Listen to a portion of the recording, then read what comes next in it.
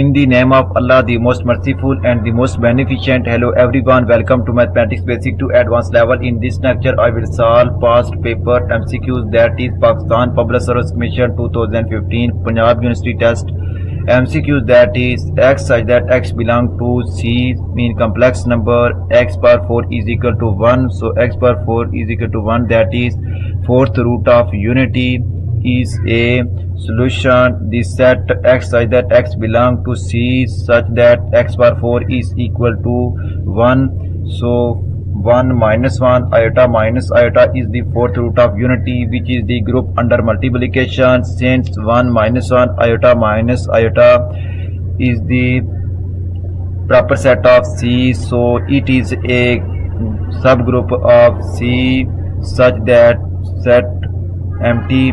So option A is correct, which is the required solution. If you like my lecture, then please subscribe, share, like and press bell icon for latest update on my YouTube channel.